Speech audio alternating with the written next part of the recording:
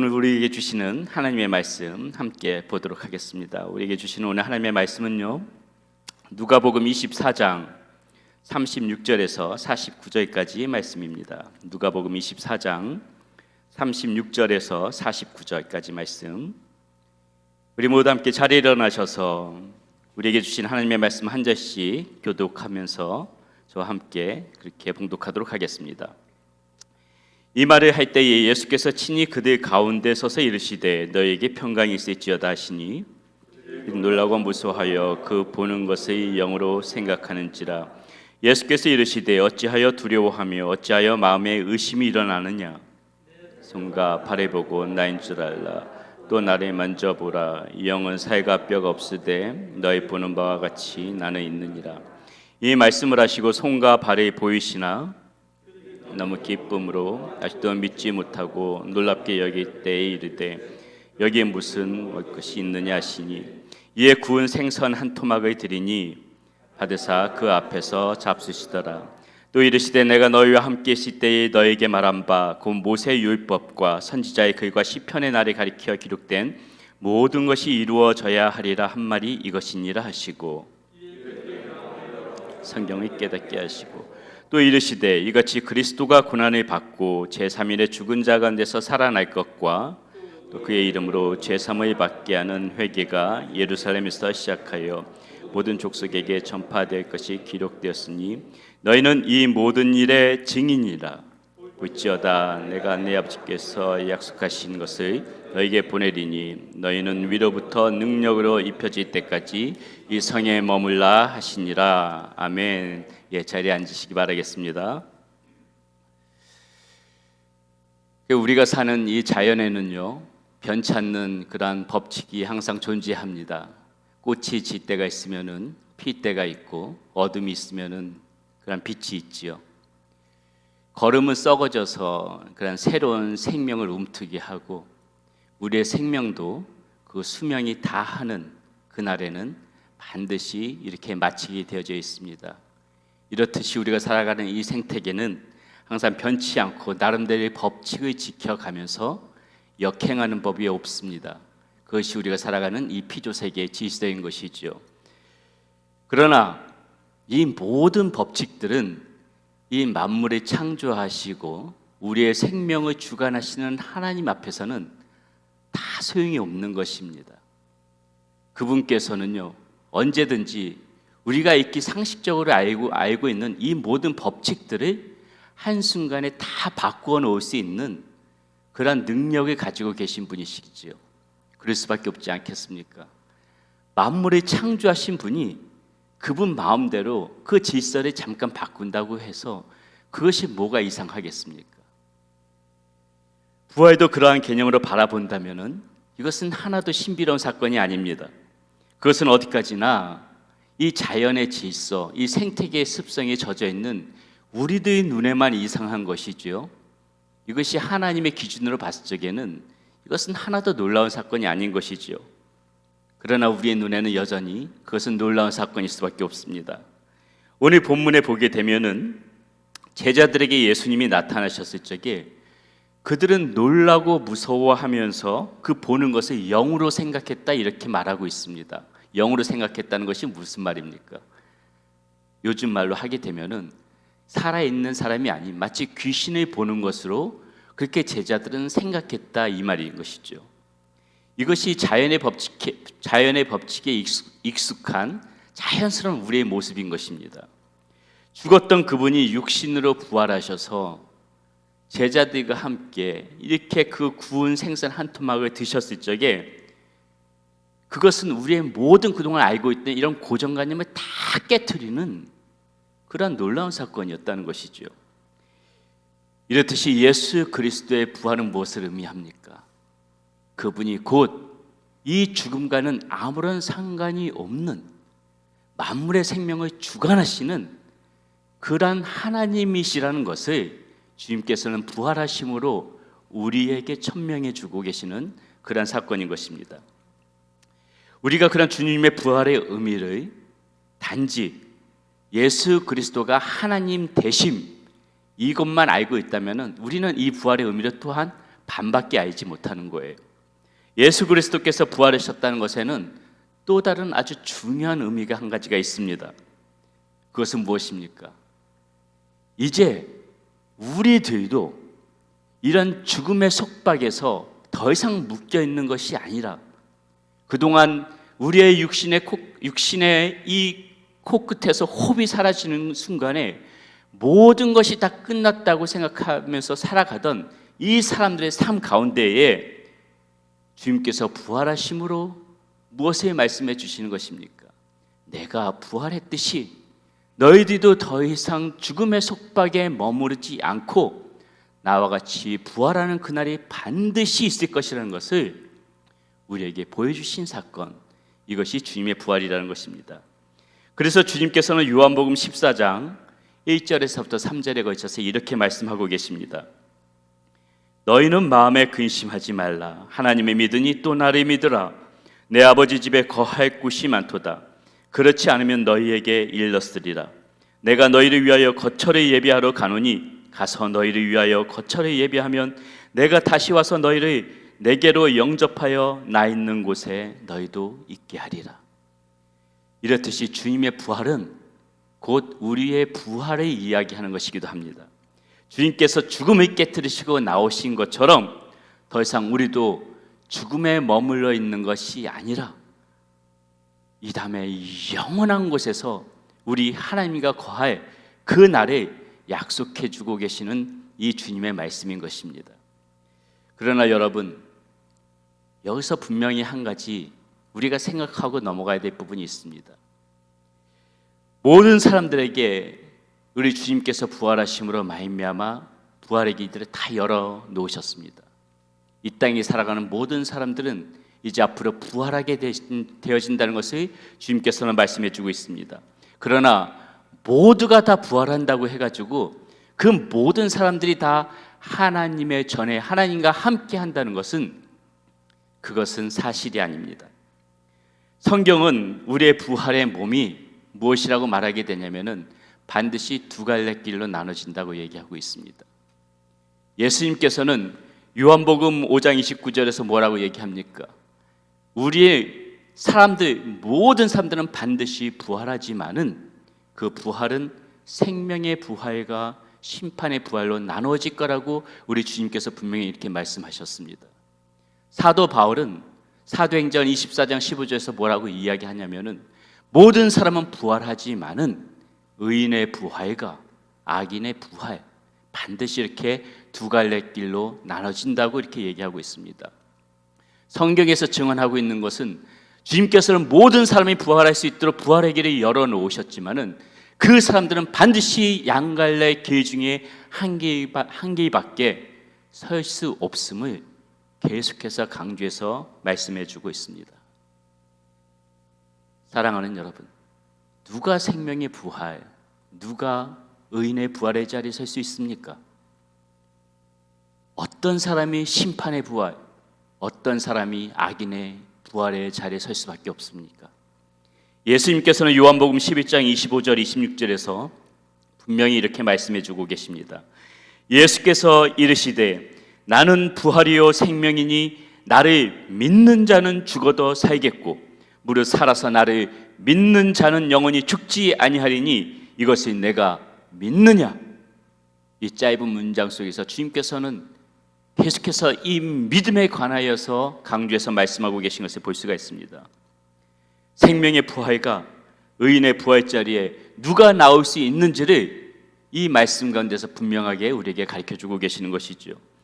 우리의 코끝에 아직 호흡이 남아 있을 적에, 지금 우리가 이 생명 가운데 살아가고 있을 적에 이 예수 그리스도를 믿음으로 이 영원한 하나님 나라에 걸 수 있는 생명의 부활의 자리에 선 사람만이 이 다음에 죽어서도 영원한 생명의 부활의 자리, 하나님과 함께 거하는 그런 의인의 부활의 자리에 설 수 있다고 주님께서 말씀해 주고 계시는 것입니다. 여러분, 생명의 부활, 의인의 부활은 죽음 다음에 얻어지는 게 아니에요.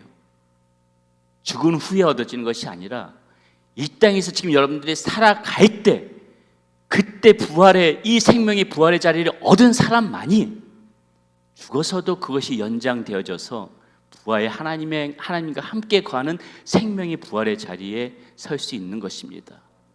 이 땅에 살아가면서 믿음으로 취한 사람만이 그 의인의 부활의 자리에 설 수 있다 이 말입니다.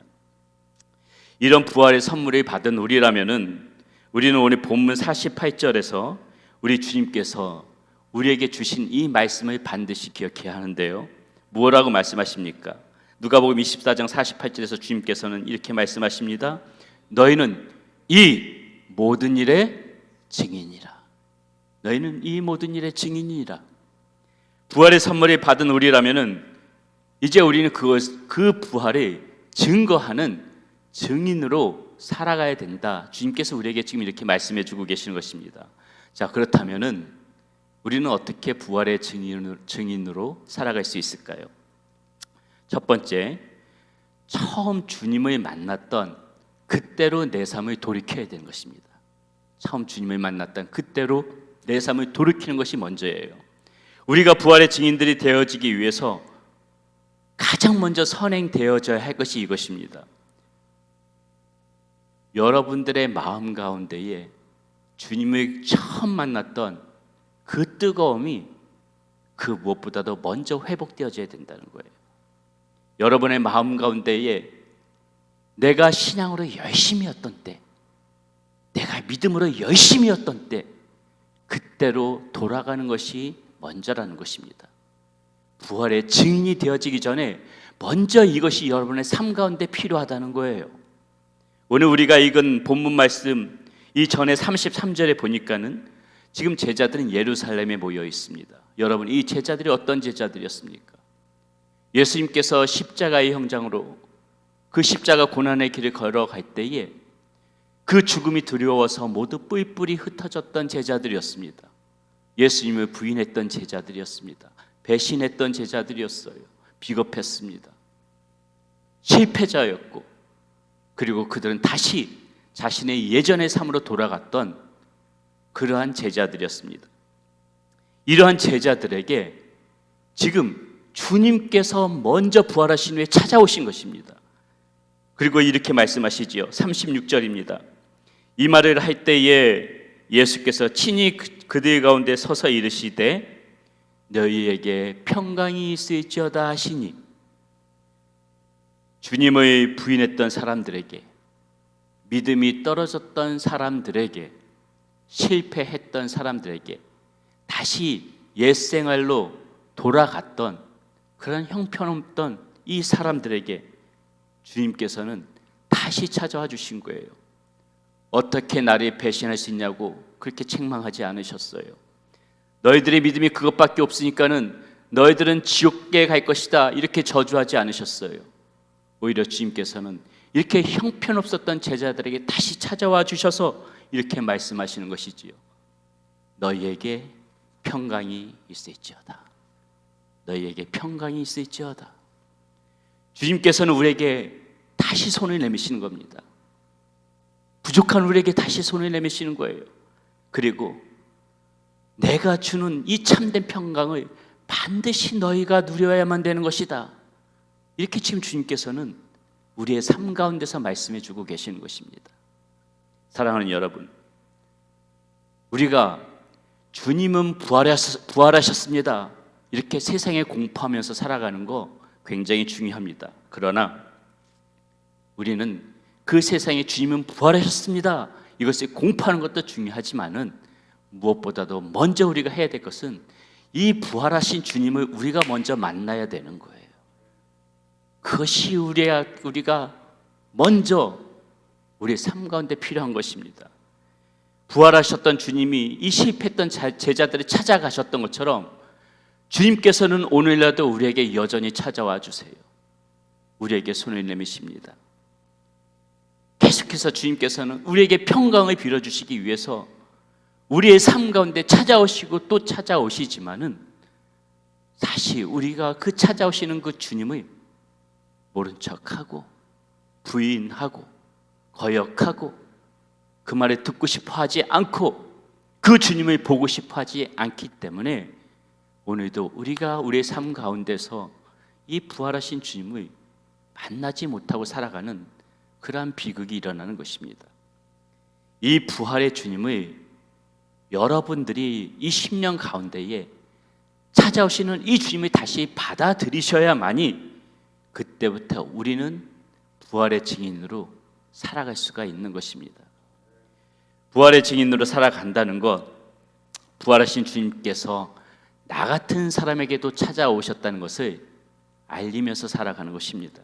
부활하신 예수께서 나를 불쌍히 여기셔서 나의 이 죄악에도 불구하고 나의 부족함과 연약함에도 불구하고 나를 만나주시기 위하여 나에게 평강을 빌어주시기 위하여 오늘 내 삶 가운데 찾아오셨다는 것을 여러분들이 진실로 그것을 믿고 마음으로 받아들일 때 그때 비로소 여러분들은 증인의 첫 발걸음을 떼시면서 걸어갈 수가 있는 것입니다. 두 번째, 부활의 증인이 되어진다는 것은요, 내 삶에 소망이 있음을 사람들에게 보여주는 것이에요. 내 삶 가운데는 여전히 소망이 있다, 이것을 세상 가운데 보여주는 것입니다. 인간에게 죽음은 무엇입니까? 항상 최종적인 것이었어요.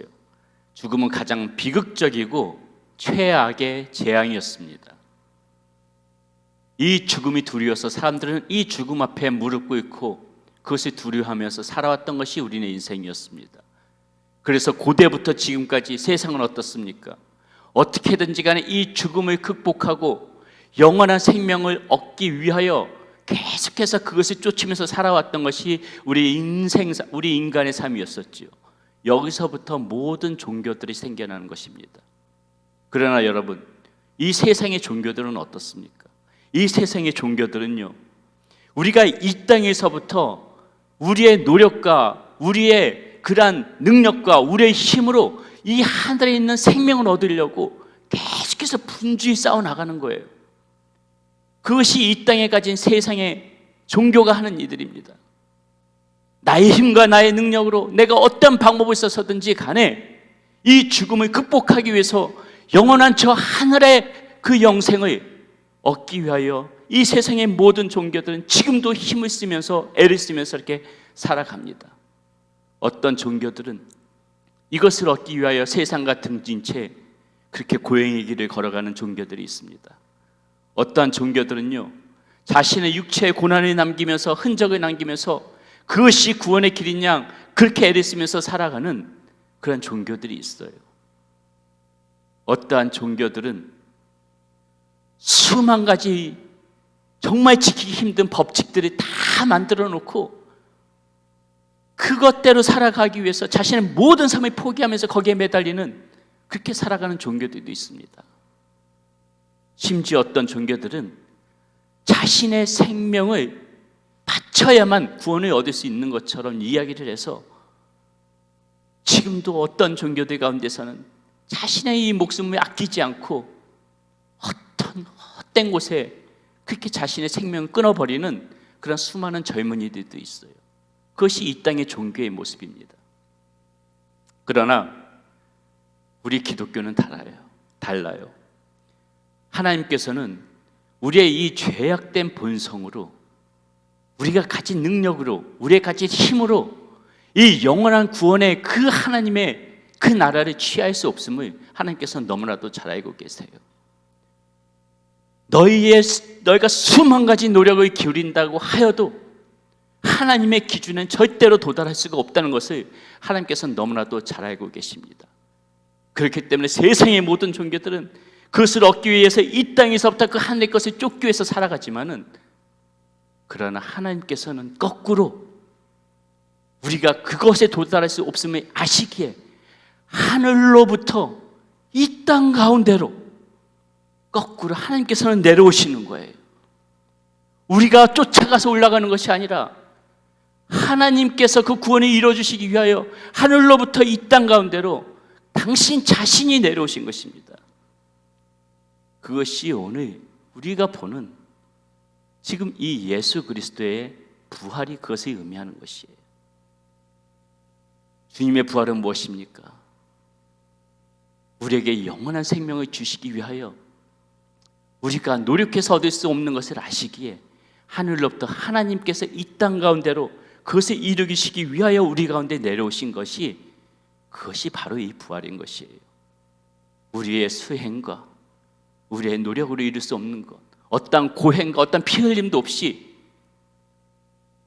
큰 노력 없이 우리 주 예수 그리스도를 믿기만 하면은 얻을 수 있는 그러한 구원을 주시기 위하여 하늘로부터 친히 땅으로 우리 주님께서 내려오셨다 이 말입니다.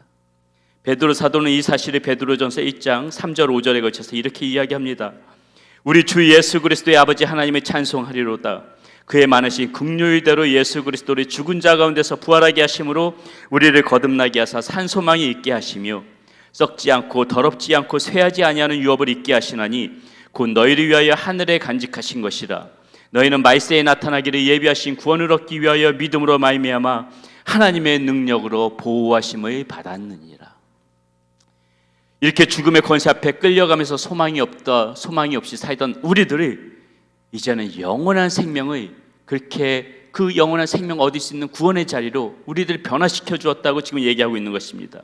세상의 모든 것들은 다 사라지는 것들이기 때문에 그것이 참된 소망이 될 수 없지만은, 이 믿음 안에 살아가는 우리들에게는 가진 것은 아무리 없어도 믿음 안에만 살아갈 수만 있다면은 저 영원한 하나님의 나라가 우리에게 주어지기 때문에 오늘 우리는 아무것이 가진 것이 없어도 소망 가운데 살아갈 이유가 있다는 거예요. 베드로전서 3장 15절에서 베드로는 계속해서 이렇게 얘기하죠. 너희 마음에 그리스도를 주로 삼아 거룩하게 하고 너희 속에 있는 소망에 관한 이유를 묻는 자에게는 대답할 것에 항상 준비하되 온유와 두려움으로 하고. 이제 뭐라고 얘기하는 것입니까? 이제 사람들이 너희들에게 소망을 가지고 살아가는 이유에 대해서 묻는다면 이제는 너희들이 그것에 대해서 대답할 말을 준비하라 이거예요. 사랑하는 여러분, 그렇다면 우리는 여기서 스스로 자문해 봐야 되는 겁니다. 베드로 사도는 우리에게 이렇게 당신도 어떻게 이렇게 소망 가운데 살아갈 수 있습니까? 물어볼 때 대답할 말을 준비하라고 그러는데, 근데 정작 세상은 여러분들에게 이 소망의 이유를 묻고 있습니까? 물어봐야 대답을 해주는데 물어보지를 않아요.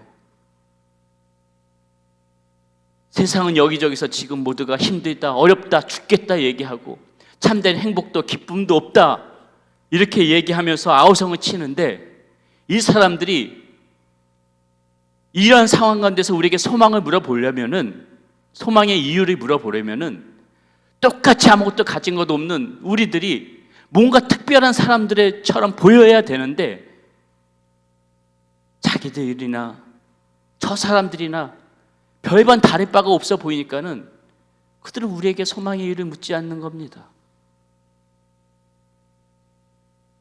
별반 달라 보이지 않으니까는 물어도 소용이 없다는 것이죠. 오늘날 우리 교회의 비극이 여기 있는 것입니다. 우리 그리스도인들의 이 세상 가운데서 조롱을 받고 멸시를 받는 이유가 여기에 있는 것이에요. 물론 신실한 그리스도의 종들이 많고 하나님의 말씀 안에서 열심히 살아가는 그러한 수없이 많은 정말 신실한 그리스도인들이 많이 있지만은, 그럼에도 불구하고 세상이 우리 가운데 소망의 이유를 물어보지 않는다면은 우리는 아직도 부족한 것이에요. 우리는 아직도 그들이 우리 가운데 소망의 이유를 물어보지 않는다면은 우리는 더욱더 소망의 그런 이유를 가지고 살아가는 사람들처럼 살아갈 필요가 있다는 것입니다. 내 삶에 소망이 있음을 사람들에게 보여주는 것이 곧 부활의 증인으로 살아가는 길이기 때문입니다. 마지막으로 부활의 증인이 되기 위해서는요, 위로부터 오는 능력을 취해야 한다고 지금 이야기하고 있습니다. 본문 48절에서부터 49절입니다. 너희는 이 모든 일의 증인이라 볼지어다. 내가 네 아버지께서 약속하신 것을 너희에게 보내리니 너희는 위로부터 능력으로 입혀질 때까지 이 성에 머물라 하시니라. 여러분, 이 위로부터 오는 능력이 무엇입니까? 성령의 능력이죠. 우리가 부활의 증인으로 살기 위해서 내 삶을 주님을 처음 만날 때처럼 돌이키고 소망 가운데 살아가는 사람들처럼 그렇게 살아가야 된다고 말씀드렸습니다. 우리가 이렇게 할 수 있는 힘의 근원이 무엇이에요? 바로 성령의 능력이죠. 우리가 부활의 증인으로 살기 위해서 내 삶을 주님을 처음 만날 때처럼 돌이키고 소망 가운데 살아가는 사람들처럼 그렇게 살아가야 된다고 말씀드렸습니다. 우리가 이렇게 할 수 있는 힘의 근원이 무엇이에요? 이렇게 살아갈 수 있는 힘의 근원, 우리의 힘으로 가능합니까? 우리의 힘으로 다 되어집니까? 이렇게 살아갈 수 있는 힘의 근원이 있다는 것이에요. 그것이 바로 이 성령의 능력, 곧 위로부터 오는 능력, 이것을 받아야 되는 것이라고 오늘 지금 이 말씀 가운데 이야기해주고 있는 것입니다. 아직까지 내 영혼 하나 간수하기 힘든데 무슨 그러한 부활의 증인으로 내가 살아갈 수 있느냐, 이렇게 이야기하신다면은 우리에겐 그 무엇보다도 지금 이 성령의 능력이 필요한 것입니다. 역으로 우리가 지금 그렇게 살지 못하고 있다면은 우리에게 반드시 필요한 것이 지금 이 성령의 힘인 것이고요. 예수님께서는 사도행전 1장 8절에서 하늘을 오르시기 전에 우리에게 증인이 되라고 하시면서 이렇게 말씀하시죠. 오직 성령이 너희에게 임하시면 너희가 권능을 받고 예루살렘과 온 유대와 사마리아와 땅끝까지 이르러 내 증인이 되리라 하시니라. 성령으로 충만해질 때, 성령이 임하실 때 증인이 될 수 있다고 얘기하는 겁니다. 비겁하고 겁 많아서 예수님을 다 부인하면서 떠나갔던 제자들, 죽음이 두려워서 예수님을 배신했던 제자들, 세상 가운데 흩어졌던 이 제자들이 오순절날 이 성령의 충만한 능력을 받고 나니까는 그 주님을 부인했던 이 제자들의 입에서 지금 뭐라고 얘기했냐면요, 사도행전 2장 32절에 이렇게 나옵니다. 이 수많은 군중들 앞에서 외치는 거예요. 이 예수를 하나님이 살리신지라 우리가 다 이 일의 증인이로다. 수많은 군중들 앞에서 이젠 더 이상 두렵지 않다는 거예요. 어떻게 제자들이 이렇게 변화될 수가 있습니까? 성령으로 충만하여지니. 스데반 집사는 사도행전 7장에서요, 예수님이 십자가에 못 박게 했던 이런 직접적인 당사자들이죠. 대제사장, 서기관, 장로, 백성들 앞에서 이 구약시대부터 지금까지 쭉 예수님에 대해서 예언되어져 왔던 내용들을 자세히 이야기해 줍니다. 그러면서 이야기 말미에 뭐라고 얘기하냐면은 바로 너희들이 이 예수를 내어준 바된 바로 살인자들이다. 자기를 죽이듯이 이렇게 기세등등한 사람들 앞에서 담대하게 너희가 살인자야. 지금 스데반 집사는 이렇게 이야기하고 있는 것입니다. 이렇게 이야기할 때 어떤 변화가 일어나는지 보세요. 사도행전 7장 55절에서 이렇게 증언합니다. 스데반이 성령 충만하여 하늘을 우러러 주목하여 하나님의 영광과 민 예수께서 하나님의 우편에 서신 것을 보고 성령으로 충만해지니까는요, 영안이 열리는 거예요. 그동안에 보지 못했던 것을 보게 되는 거예요. 성령으로 충만해지기 전까지는 그저 세상 것밖에 눈이 안 들어왔어요. 세상에 있는 것이 다인 줄 알았어요. 그런데 성령으로 충만해지니까는 세상 가운데 살아가는 사람들이 절대 볼 수 없는 그 영안이 열리면서 보좌에 계신 우리 주님이 보이기 시작하는 겁니다. 이래서 우리가 위로부터 오는 능력을 받자고 하는 것이에요. 이 능력이 있어야만이 우리가 증인으로 살아갈 수 있기 때문에, 살아가는 여러분, 이와 같이 우리가 부활의 증인으로 살아가기 위해서는요, 반드시 이렇게 우리에게 성령님이 주시는 능력이 우리에게 필요한 것입니다. 저는 그동안 수차례 말씀을 통하여서, 그리고 성경 공부를 통하여서 계속해서 저와 함께 이렇게 신앙생활, 믿음생활을 해오셨던 분은 제가 얼마나 이 성령의 충만함을 받기 위하여서 강조의 말씀을 드렸는지 다 잘 아실 것입니다. 기도, 찬양, 말씀, 다양한 방법으로 성령님께서는 우리 가운데 찾아오시지요. 그러나 제가 이 시간 좀 강조해서 더 말씀드리고 싶은 것은, 여러분, 이 시간에 여러분들의 성령의 능력을 받기 위해서 지금 여러분들에게 가장 먼저 필요한 것이요, 예배를 사모하는 마음이라고 말씀드리고 싶습니다. 예배를 사모하는 마음, 우리 거기서부터 출발합시다. 모든 것을 비우고 새로운 마음으로 이 예배 가운데 자신 한번 던져보세요. 그동안 위선적이고 가식적인 모습이었다 해도 좋습니다. 부끄러운 모습이라고 해도 좋습니다. 내가 가지고 있는 내 모습, 이 그대로를 이 예배 가운데에 정말 전심으로 던져볼 때에, 그때 여러분의 삶 가운데서 여러분의 삶을 인도해 가시고 여러분의 삶을 만져주시는 그 하나님의 손길이 분명히 저는 있을 것이라고 믿습니다. 말씀을 정리하겠습니다. 우리 찬양팀 준비해 주시고요. 우리가 부활의 증인으로 살기 위해서 다시 한번 여러분들에게 권면드립니다.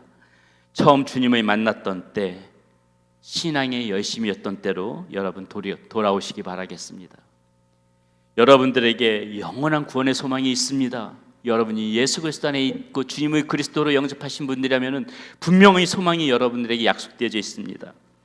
그 소망의 있음을 믿고 이 사라질 것에 목말라 탄식하는 사람들에게 그것이 다가 아님을 분명하게 우리가 보여주는 그런 삶을 살아가야 되겠습니다.